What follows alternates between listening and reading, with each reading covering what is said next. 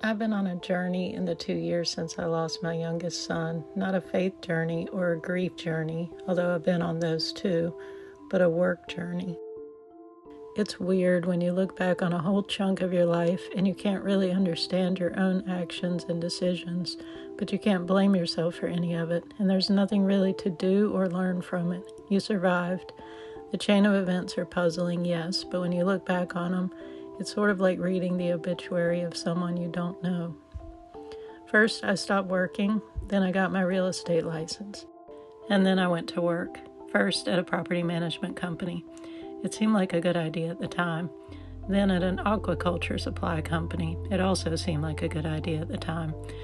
Neither were good ideas at all. I went into them both like a puppy, eager to learn and to be a part of some new, interesting world. I think my senses were dulled by grief. I think my traumatized brain was at half capacity. In both cases, it took about 4 months for me to fully realize this wasn't a world I wanted anything to do with. In the first case, I stayed on for 7 more months.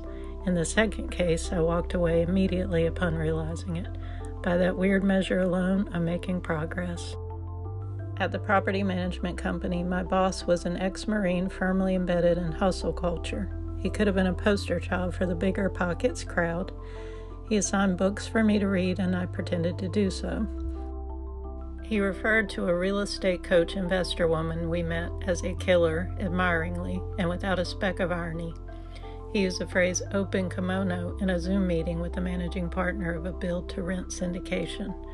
I turned my camera off and knew this job was over. I didn't want anything to do with any of these people. But to say I never wanted anything to do with those people would be inaccurate. Apparently, I wanted a glimpse inside their world, wanted to see what they were up to.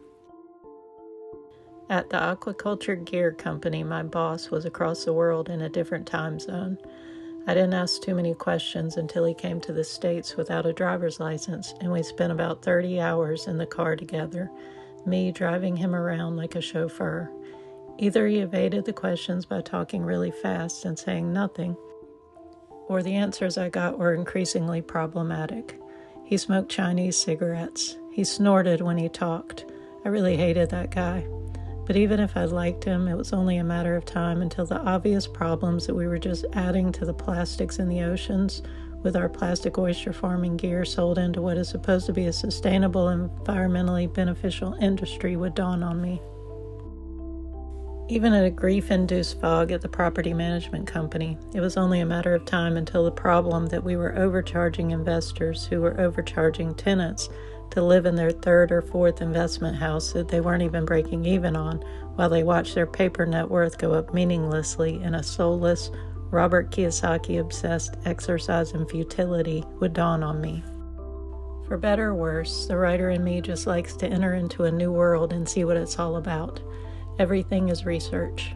I've had entire relationships that would fall under that category. It's a problem.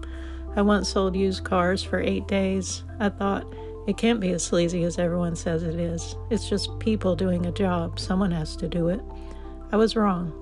It was exactly as sleazy as everyone says it is. It was weirder than you would even think it might be.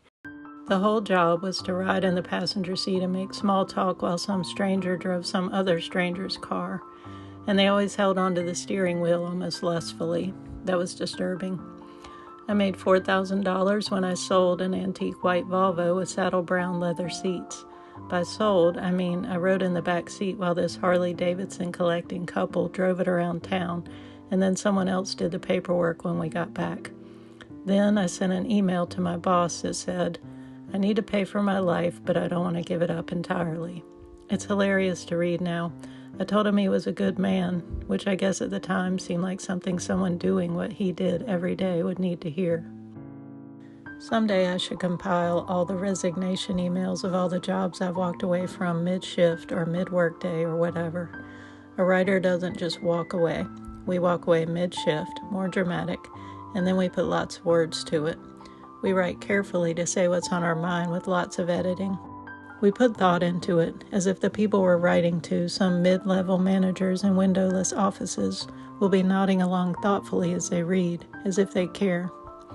Anyway, every new job was me searching for something, aware that I was operating in a sort of broken world, but searching for something that might make that world better, not worse. Call me idealistic, call me stupid. I'm not going to argue, and I'm not going to do it anymore. I'm going back into social work if they'll have me, where the pay is terrible and you're not necessarily making the world a better place, but you're really trying. I think about what Hunter S. Thompson wrote to a friend who asked what to do with his life. Thompson wrote, "No one has to do something he doesn't want to do for the rest of his life. But then again, if that's what you wind up doing, by all means convince yourself that you had to do it. You'll have lots of company."